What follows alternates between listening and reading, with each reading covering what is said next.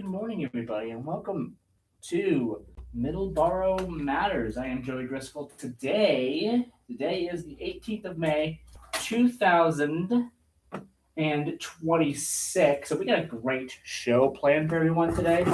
A lot of great topics to talk about. Want to mention right off the bat here. This is a musical recommendation right off the bat here. Yesterday afternoon, I was searching through HBO, and sometimes HBO has some good stuff that they have on their stations, and they have some good movies or a good documentary. Well, they did have a good documentary on yesterday. And it is a documentary about little Steven Van Zandt. Really well done, in my opinion. And talking about his career, talking about his life, talking about all the things that he did. Of course, he was the guitarist for the E Street Band, for Bruce Springsteen, who they're still going as well. I think Bruce put out an album a couple of years ago as well. He was on that album, little Steven Van Zandt. And of course, the peak of the Street Band as well. That's where Little Steven was on a lot of those albums too. And he had a little bit of a solo career too, which I loved as well. And there was an album in particular that I started listening to quite a bit, which came out in September of 1999. It's one of his bigger albums too. Born Again Savage, just an album that came out 10 years after his last album that he did, which was in 1989. So he took quite a bit of a long break from recording music when it comes to his solo career. He did some other things between those times and as well. And then really after that, he got pretty busy with The Sopranos. Of course, anyone who is a fan of The Sopranos knows him on that show as Silvio Dante, and that was great as well. He kind of did something similar as well after The Sopranos. He did a show that was similar to that. This show took place in Norway, called Lilyhammer. It was on Netflix for a couple of years there as well. So it's not similar to The Sopranos, but kind of in the same kind of thing. And it's very interesting. It's very interesting. I haven't seen it. I've just seen little clips of it here and there, but yeah, an album to check out from little Steven Van Zandt is the 1999 album Born Again Savage. The title track is amazing on that album. There's a lot of great tracks on there. St. Francis, Camouflage of Righteousness as well. Some really great songs on that album. But yeah, I wanted to start off here talking a little bit about that as well. 508-822-1106 if you have any thoughts about little Steven Van Zandt, and whether you listen to him when it comes to the E Street Band or his solo career, or if you saw that documentary. I don't have the name of the documentary off the top of my head, but it is on HBO. I have it here. It's Disciple. It came out a couple of years ago, 2024. Steven Van Zandt, Disciple is the name of the documentary. Very good documentary, by the way. Just watched that yesterday on HBO. Very, very good. If you have any thoughts, 508-822-1106 is the number to call. All right, so we have a great show, of course, planned for everyone today. One of the things I want to talk about as well, Ron mentioned this as well, but I will mention this here, is the Radom Summer Fun Run. Number 3 is coming. It is tonight. A friendly and easy course through residential neighborhoods and open roads. Perfect for beginning and intermediate runners. Very not a long course at all, but I think it was like 3 miles or so. Not a long course at all. It's, again, very easy course uh, for anyone who is a beginner runner. Perfect for beginning and intermediate runners, as I just mentioned, who are just starting their running life. Signups and parking is going to be at the Park and Recreation Office, 2258 King Philip Street, a few yards from Route 104, South Main Street, near the Taunton Raynham line on Route 44. Weekly entry is $2, which you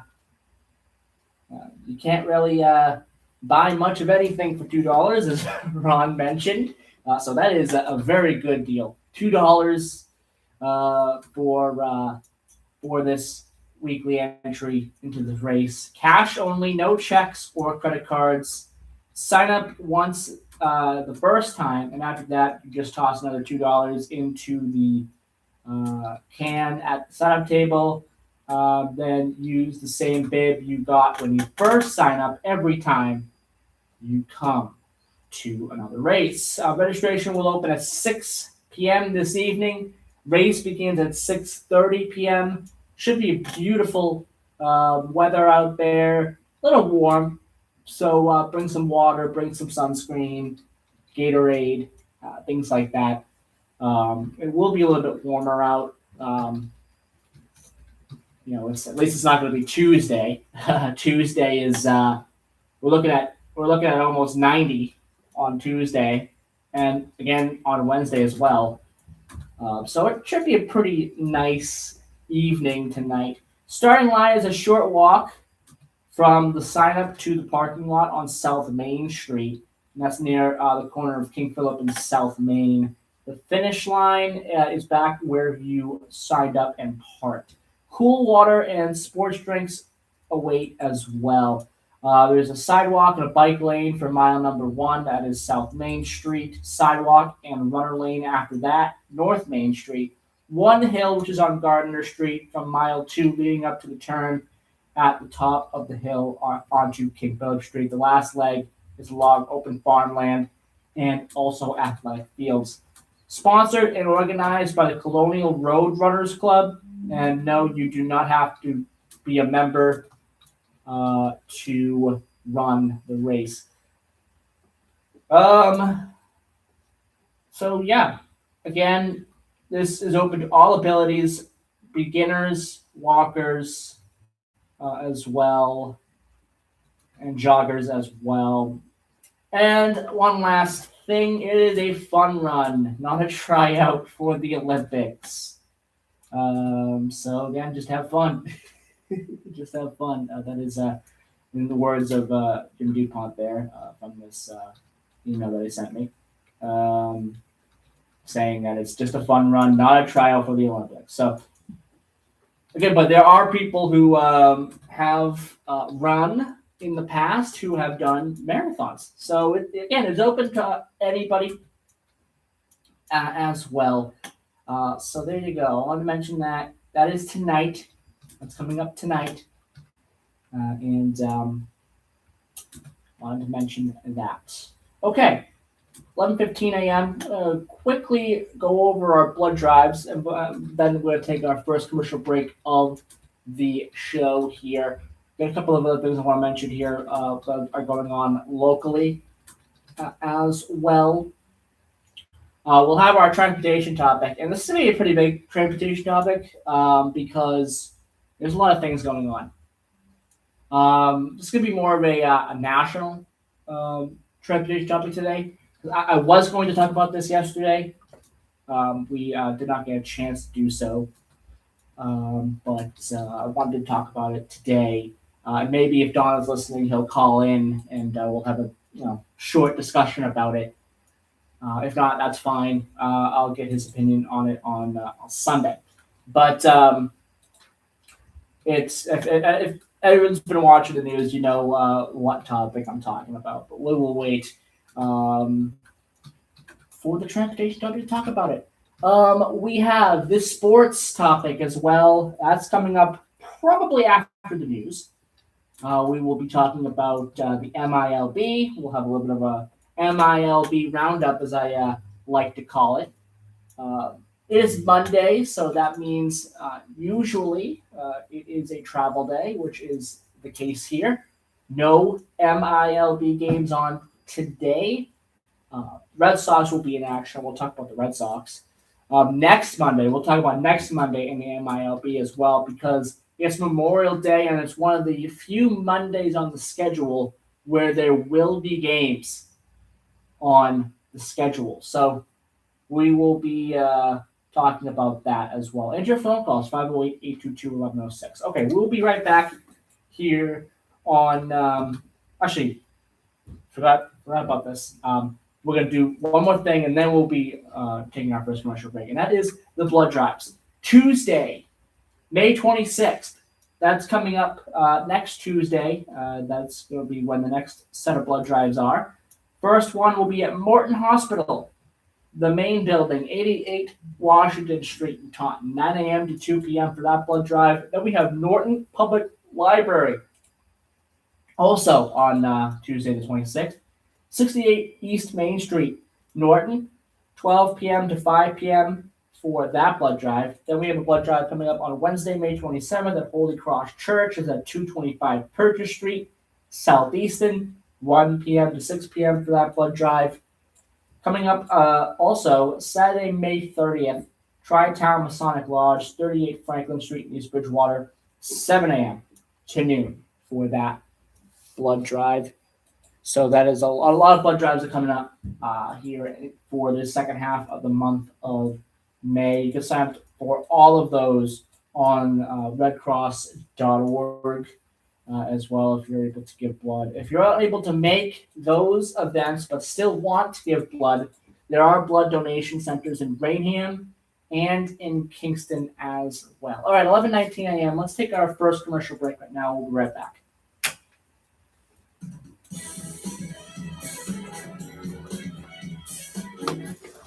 Hi, neighbor. There we go. Middleboro Gas Perfect. Electric would like to share a quick safety tip with you. Planting shrubs or putting in a new mailbox, DigSafe will help locate underground pipes and wires on your property and mark them to help prevent any damage. There we go. Before you dig, you must call 811 for any project that requires digging, drilling, excavating, grading, or trenching. A damaged gas line may create an explosion hazard that could result 40. in loss of service, severe property damage, or worse. 268. Don't take a chance. Call 811 before you dig. Voices of Our Region is a live, community-centered radio program that explores the rich cultural histories and contributions of the diverse populations that have shaped southeastern Massachusetts. It's hosted by Louie Laura Fridays and airs from 11 a.m. to 1 p.m. at AM 1530 and 99.7 FM WVBF. Join Louie for some great hometown conversations, stories, and interviews with people about the traditions that continue to define our area. That's Voices of Our Region with Louie Laura from 11 a.m. to 1 p.m. right here on your hometown radio station, WBBF. Hi, I'm Chris Keach of the Morning Wake Up News here at WVBF. My good friend Joey Driscoll has an amazing program all about Middleboro Sunday mornings from 7 a.m. to 8 a.m. It's called Middleboro in Review. He talks about sports. He talks about local events in Middleboro and anything of interest in Middleboro and beyond. So join him, Middleboro in Review with Joey Driscoll, Sunday morning, 7 a.m. to 8 a.m. only here at AM 1530 WVBF and at 99.7 FM. 36, enter.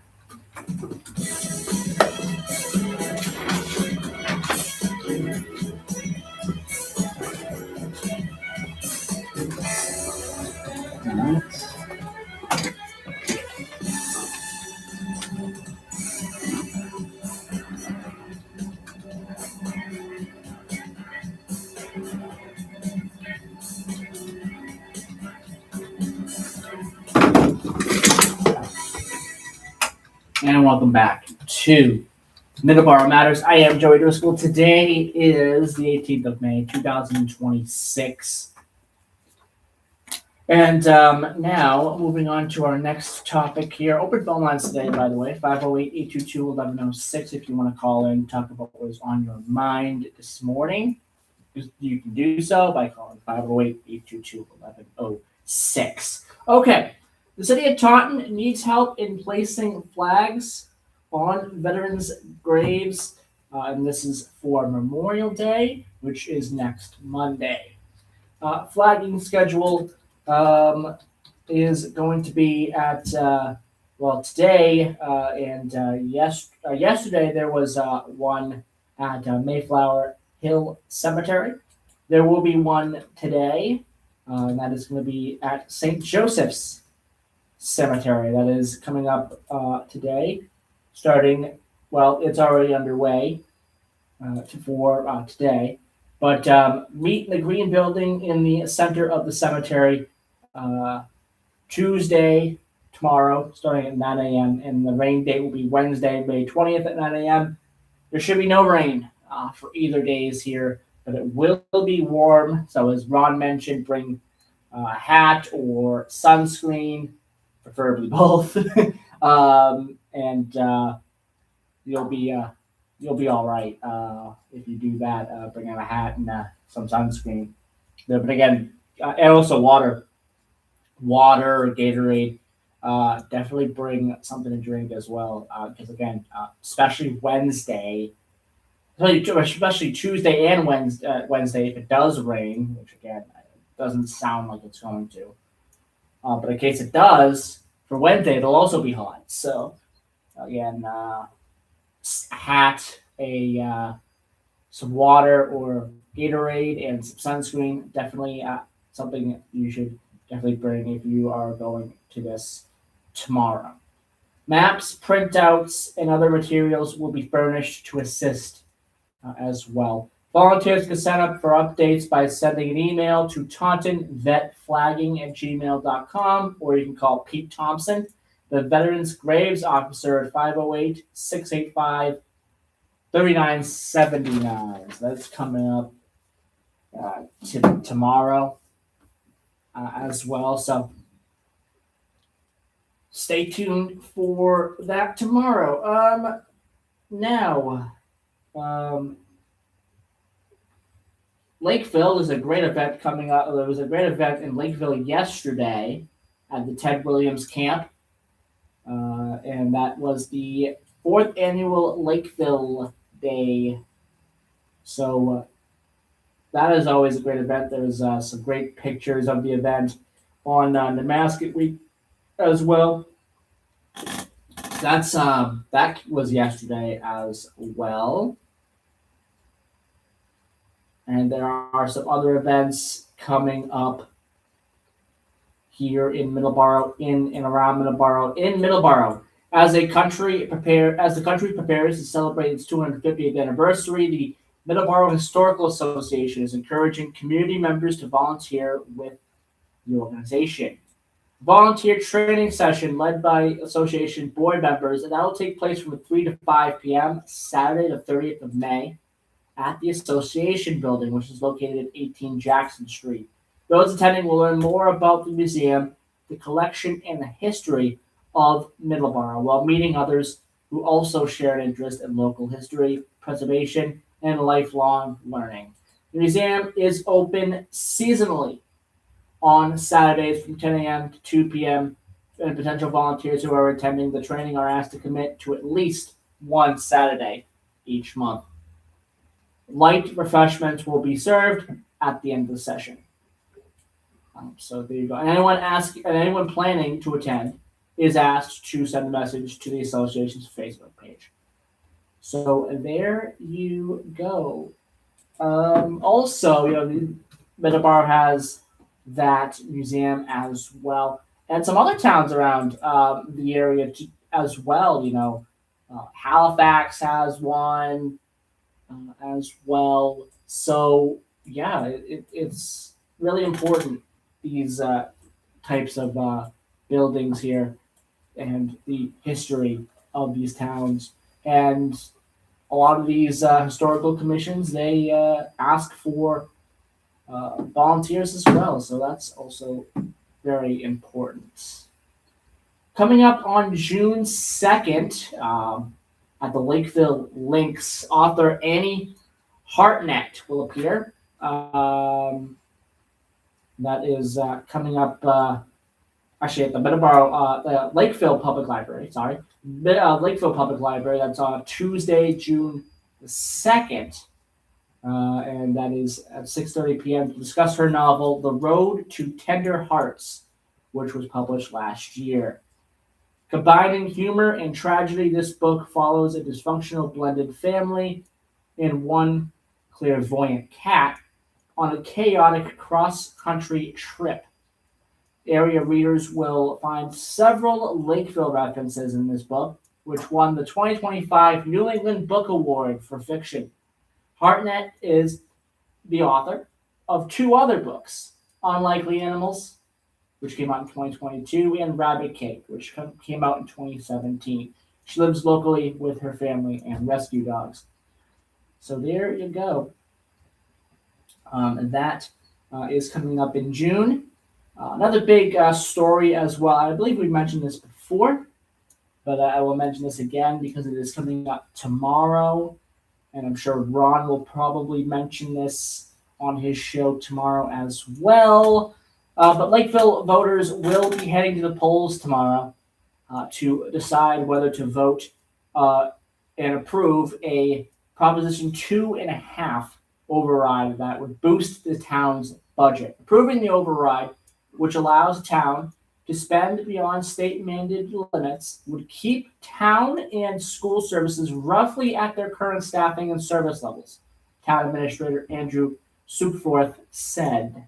Passing an override would bring the town's overall budget, which includes the Freetown Lakeville School District, to $40 million, just a little over $40 million. Without an override, the budget would decrease to just $38 million there, $38,640,207. And with the override, it's $40,566,129. With a field override, the schools would be hit hard, particularly with the potential loss of 50 positions in various programs, school officials have said. Their financial increases are mainly contributed to staffing, health insurance, and computer replacement, and fire suppression upgrade costs. School officials have said as well. They also cite changes in state funding and use of leftover funds from the current budget as reasons for the budget challenges as well. The town may also lose a vacant town planner position and be forced to make the assistant town collector and assessor posts also vacant part-time.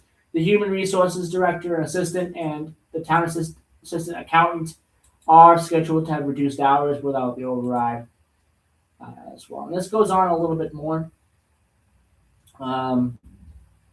Here, you want to check that out. It's on the Mascot Week. Again, polls are open from noon to 8 p.m. tomorrow at the Loon Pond Lodge, 28 Precinct Street. The ultimate decision rests with the voters. If the override is approved at the ballot box tomorrow, the question must be approved by town meeting voters, and that's coming up on June the 8th. So also as coming up as well for the Old Colony Regional Professional Technical High School, and I believe Ron talked about this on his show today, voters will decide whether to approve that spending. That's coming up on June 20th.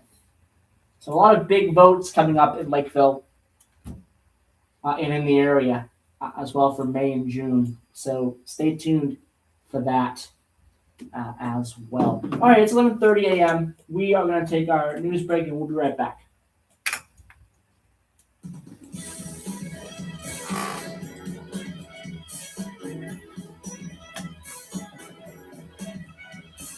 Whew.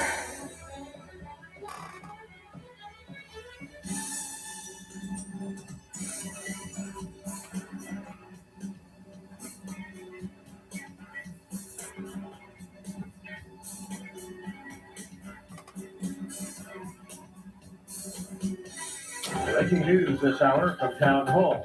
I'm Ed Scullison.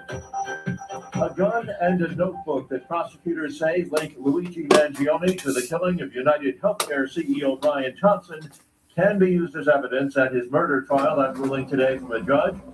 The defense had argued that the items were seized illegally before a search warrant was obtained. However, the judge also ruled that other evidence that was found during an initial search of Mangioni's backpack must be suppressed. The shootings were random. In Austin, Texas, 10 attacks injured 4 people over the weekend. Police have arrested 2 teens. I think it touches everybody, and it doesn't matter if it was a car dealership that was struck, or it happened to be a fire station or a police station. These are dangerous kids causing havoc in the city, and they had to be taken into custody, and they were, safely. Austin Police Chief Lisa Davis says they're now hunting for a third possible suspect. A defiant Iranian leadership is suggesting it's ready to fight again, and President Trump seems more than willing to oblige. President Trump posted on social media, for Iran, the clock is ticking and they better get moving fast or there won't be anything left of them. Shortly after a call with Israeli Prime Minister Benjamin Netanyahu Sunday, after he addressed his cabinet. This came after a drone strike targeted the UAE's sole nuclear power plant in what authorities said was an unprovoked terrorist attack. Nashville will be hosting the Super Bowl Highlights the risk of renewed in war 2030. as the U.S. and Iran signal they Good. will be ready to Okay, fight that's a again. fun town. Tensions continue over the Strait of Hormuz. I'm Julie Walker. North America's largest commuter railroad is not running, the first weekday morning of a strike that has shut down New York's Long Island Railroad. Watching Wall Street, the Dow trading 71 points higher, the NASDAQ down 113. More on these stories, townhall.com. I talked to a lot of great companies. Very few of them actually literally surprised me, but Fellowship Home Loans sure did. For over 20 years, Mike and Brian and the team there have been helping families do something most people think is more complicated than it has to be. Get into a home, lower their rate, or tap into equity they didn't even realize they had. Everything at Fellowship is done in-house. One roof, one great team, all with a servant-led mentality. From your first phone call to closing, you're going to get people who know you by name. They'll know your situation. They treat you like family. They're also offering a free mortgage checkup right now. Don't miss out. Rates are lower now than if you purchased or refinanced your home in the last few years. Many Fellowship customers are saving hundreds of dollars a month when refinancing, and there are no payments for 2 months. Go to fellowshiphomeloans.com/Mike G, fellowshiphomeloans.com/Mike G, or call 800-510-MIKE, 800-510-6453. Fellowship Home Loans, mortgage lending by the book. Nationwide Mortgage Bankers, CBA Fellowship Home Loans, Equal Housing Lender, NMLS number 819382.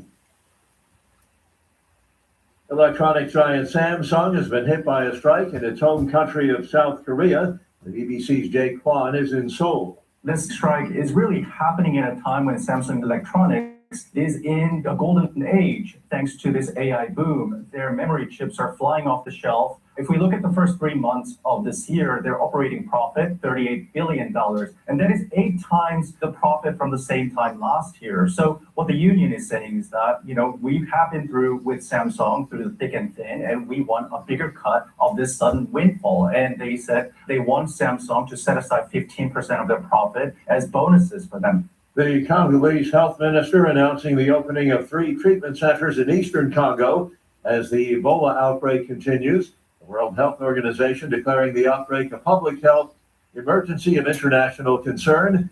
More than 300 suspected cases, 88 deaths. Townhall.com. A nationally known evangelist has died. James Robison, founder and president of Life Outreach International, has died at the age of 82. Robison rose to become one of the more prominent and popular conservative religious leaders in politics during the early 1980s. He was known for his television program Life Today that he hosted with his wife Betty, which aired around the world. Evangelist James Robison dead at the age of 82. John Scott reported. A former assistant principal is set to stand trial accused of ignoring warnings that a student brought a loaded gun to a Virginia elementary school. Ebony Parker was assistant principal at Rich Neck Elementary in Newport News when the 6-year-old student shot and wounded his first grade teacher. That happened back in 2023. Parker charged with 8 counts of felony child neglect. More on these stories, townhall.com. All right. Okay, good. Nothing's good. Yeah. Awesome. Perfect. Okay.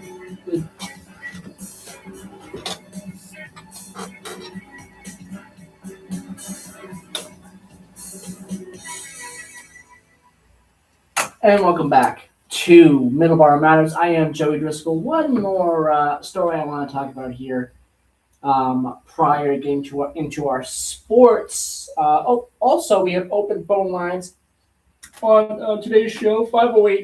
508-822-1106, 508-822-1106 is the number to call if you want to call in. Talk about what's on your mind this morning. 508-822-1106 is the number. Veterans are invited to participate in the Middleboro Memorial Day Parade. That is going to be coming up next Monday. All veterans who want to walk or ride in the parade should meet at 9:30 a.m. at Town Hall. The parade steps off at 10 a.m. From the Middleboro Town Hall. Procession takes a right onto Union Street, right on Nickerson Avenue as well, left on South Main Street, left on Center, then to Everett Square, left on High Street, then on Oak Street, a left, right on Center Street, and right onto South Main Street. A ceremony will follow the theme celebrating America's 250th anniversary. In case of rain, the parade will not happen, and the ceremony will be moving indoors to the Town Hall ballroom. So there you go. Again, Memorial Day Parade always a big event in Middleboro. That is coming up next Monday morning. Okay, well, today is May 18th. Minor League Baseball does not happen today due to Monday being a travel day, with a couple of exceptions. When it comes to Mondays in minor league baseball, there are a couple exceptions in the schedule. Next Monday is one of those exceptions. We will talk about that here in a moment. But since today is no minor league baseball, the only thing on the schedule for Red Sox fans, for Red Sox organization fans, are the Red Sox team itself, the parent club. They will take on the Kansas City Royals tonight. I believe that game is at 7:40, I believe. Let me take a quick look at that. Yes, 7:40 p.m. And this is going to be an interesting series. It's a 3-game series with the Kansas City Royals in Kansas City. It's going to be an interesting series. I think it's going to be a tough series for the Red Sox. I thought the Red Sox had a shot at potentially taking the series against Atlanta, but obviously Atlanta had different plans yesterday, beating us 8-1. Finally waking up offensively, which I knew was going to happen at some point in the series. That the Braves would wake up a little bit offensively, and they definitely did. But when it comes to that 3-game series, there's some good things to take from that, and there are some bad things to take from that. Obviously, Game 3 was the bad. But the good thing is those close games in Game 1 and 2. And the fact that our pitching shut down an offense that usually is pretty good. So that's something to be kind of positive about for the Red Sox here going forward. We'll see what happens in this series. Hopefully it's a better series for the Red Sox. But again, it starts tonight, 7:40 p.m. start for that game in Kansas City. So for the minor leagues, there's a couple of early games coming up, a couple of Education Day games coming up for AAA. On Tuesday, it's going to be a couple of them. Durham will be at home. They will take on Nashville, and that's 11:05 a.m. Eastern. 12:07 p.m. Eastern is Omaha and St. Paul. That's an Education Day game as well. Also, another Education Day game on the schedule for AAA is In Sacramento, California, Sacramento takes on Sugarland at 3:05 p.m. Eastern, 12:05 p.m. Pacific. Worcester does play on Tuesday. They'll play Rochester. They'll be back at Polar Park at 6:05 p.m. tomorrow night. The late game is Las Vegas taking on Albuquerque at 10:05 p.m. Eastern. In Double A, the early game, couple of Education Day games. Akron takes on Harrisburg at 11 a.m. Eastern. 12:05 p.m. Eastern is San Antonio taking on Frisco. Other games to mention as well to keep an eye on is Altoona, who at the beginning of the year really struggled. They started 0-12, but since then they have gone on a 15-12 run, and they're 15-24 record right now. So they are definitely improving for sure at the Altoona curve. They have a game at 6 p.m. against Erie. The Sea Dogs will be back at home. They will take on Reading. Reading Fighting Phils, who just had a pretty tough series with New Hampshire, which they did pretty well in. There were some games this week where Reading was up 20-0 on New Hampshire. So, yeah. So Reading is pretty good. The Fighting Phils, obviously the double A affiliate of the Philadelphia Phillies. So this should be a tough series for the Portland Sea Dogs. Again, that series gets underway at 6 p.m.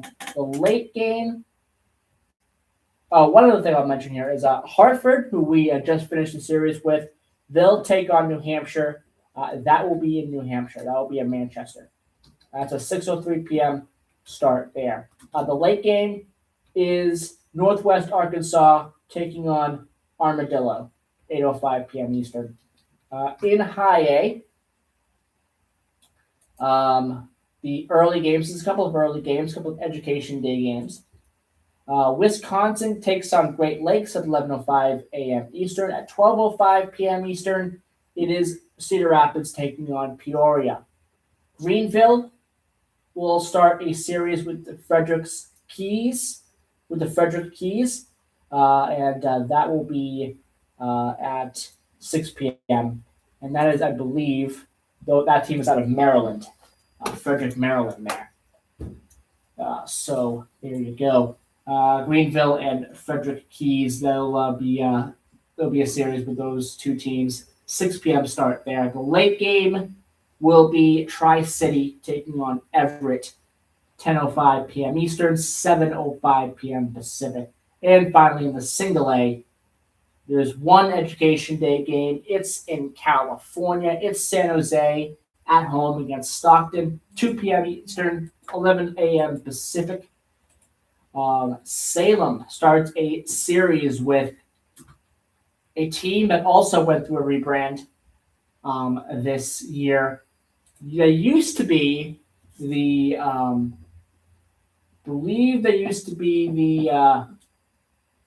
Lynchburg Hillcats, I believe. That used to be the name of the team. Well, obviously they are not named that anymore. They have changed their name to the Hill City Monsters. Yeah, I had to pause for a second for that to take full effect. That's a horrible rebrand. The logo is horrible. Everything about the rebrand is horrible. Almost as bad as Salem. Actually, probably worse than Salem. Honestly, that rebrand. But those two teams, Salem and Hill City, they'll have a series. They'll take on each other this week, starting tomorrow, 6:30 p.m. start for that series. The late game will be two 9:35 Eastern games, California games. One is Lake Elsinore taking on Visalia. And then the other one is Ontario taking on Inland Empire. Both 9:35 p.m. Eastern games there. So there you go. There is your MILB roundup. One other thing I want to talk about here is two other things, actually.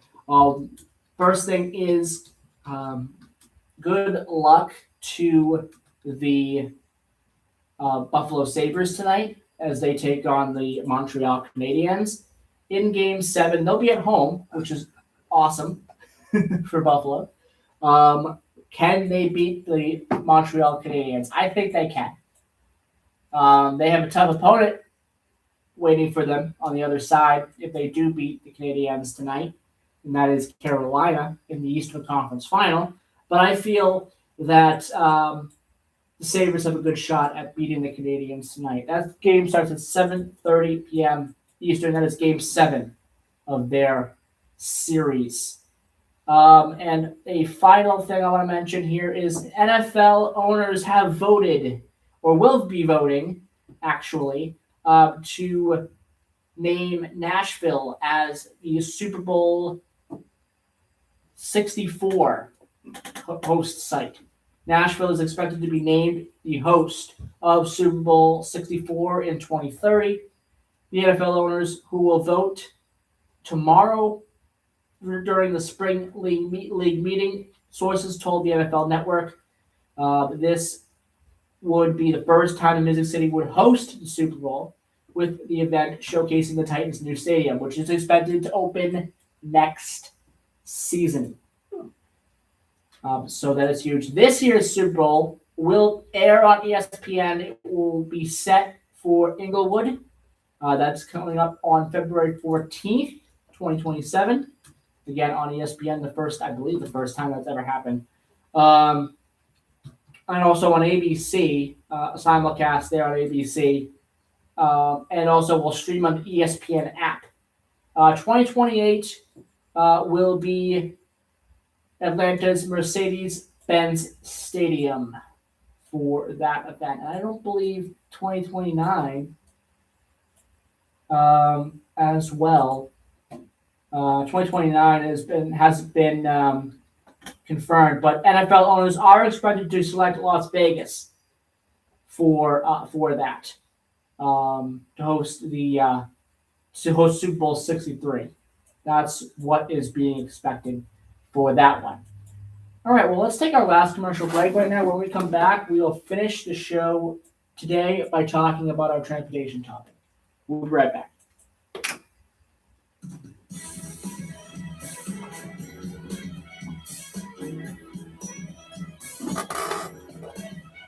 Hi neighbor, Middleboro Gas and Electric would like to share a quick safety tip with you. Many people have been taking on home improvements this year, but have you also upgraded your electrical safety system? Older homes, like so many in our area, have outdated breakers and wiring that may not meet the high-powered needs of modern technology. A licensed electrician knows all the code requirements, including the latest updates adopted just last year. You can find an easy-to-read summary of home upgrades to consider at mged.com. Okay. 278. Hi, I'm Chris Keach of the Morning Wake Up News here at WVBF. My good friend Joey Driscoll has an amazing program all about Middleboro Sunday mornings from 7 a.m. to 8 a.m. It's called Middleboro in Review. He talks about sports. He talks about local events in Middleboro and anything of interest in Middleboro and beyond. So join him, Middleboro in Review with Joey Driscoll, Sunday morning, 7 a.m. to 8 a.m. only here at AM 1530 WVBF and at 99.7 FM. Okay. 236. Okay.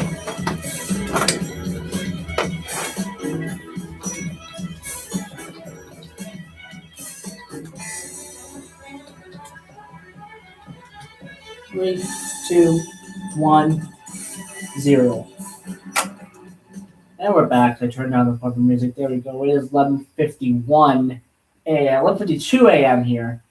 Open phone lines 508-822-1106. Let's switch over to our transportation topic to finish the show today. There is a strike going on. If you've been watching the news this weekend, the LIRR is now on strike. And this is how it's going to affect people who might be going to that area this week.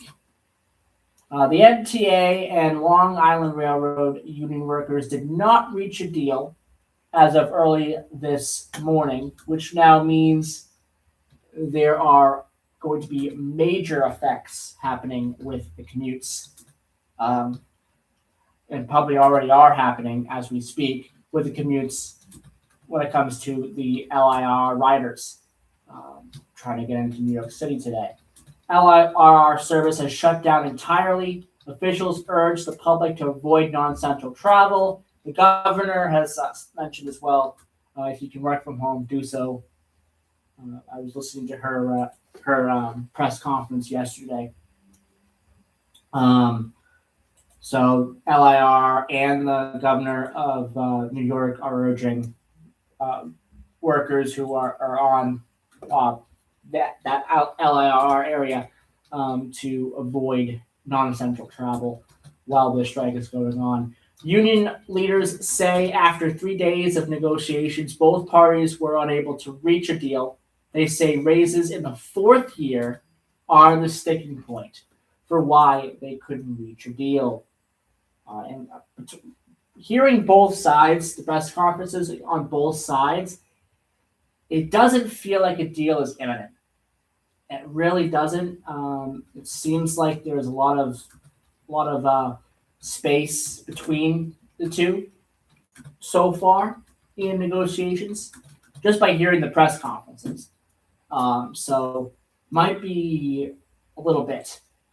It seems like before the strike is over. Maybe it ends sooner than that. Maybe they find some common ground very quickly here, but just hearing the press conferences yesterday, it doesn't seem like it's going to be a quick strike. Picket lines started Saturday morning at LIRR stations and workplaces, being at 7 a.m. The Ronkonkoma LIRR station on Hawkins Street, as well as the East End Gateway entrance to Penn Station, located at 33rd and 7th Avenue in Manhattan. Again, both sides have released statements on this. Travel details here are as follows. Work from home if possible. The Long Island Railroad shutdown will cause severe road congestion and delays to nearly 300,000 daily passengers. A lot of passengers will try to drive. So again, that makes sense. So again, the governor has said this. If you are able to work from home, definitely do so to avoid all that extra traffic that's going to be going on here due to this. Travel alternatives will be near or at capacity as well. If you're in New York, if you haven't been in New York and rode the subway, if you think the subways are packed during work days and during times where workers get out, so around the 4 o'clock, 3 o'clock, 4 o'clock hour, you think those trains are packed and busy. They will be more busy because of this. So if you happen to be going to New York this week, keep that in mind as well. AMTA will provide limited shuttle buses and have shuttle bus service on weekdays provided by the MTA for essential workers and people who cannot work remotely. Buses will run during the peak hours toward Manhattan, 4:30 a.m. to 9 a.m., and Long Island from 3 to 7 p.m. There will be 6 spots to and from locations on Long Island, the subway transfer points in Queens. Bayshore LIRR station to Howard Beach, that is JFK Airport as well. Hampstead Lake State Park near Lakeview LIRR station to Howard Beach and JFK Airport. LIR station in Hicksville to Howard Beach, JFK Airport. Huntington LIR station to Jamaica, 179th Street, F at Hillside Avenue, Mineola, and that is LIR station there at Howard Beach, JFK Airport, and Ronkonkoma, LIR station to Jamaica as well. So that kind of goes on a little bit more. If you want to check this out, you can go online, and there's several articles talking about this online. If you happen to be in this area and are going to New York this week, especially the Long Island area this week for any reason, definitely check all those articles out to see what alternatives you have for that. Well, wanted to mention that because that is a really big deal. The LIR strike, not just for New York, but anyone who is maybe a tourist who wants to go to New York, especially Long Island, this week. There will be some severe disruptions there as well. So 11:58 a.m. We're gonna say goodbye here a minute early. But I'll be back next Monday, the 25th of May, to do another edition of Middleboro Matters. Until then, I hope everyone has a great week. I'll be back on Friday on the air again to do another edition of Hometown Talk. And have a great week, everybody. And go Red Sox. Bye-bye.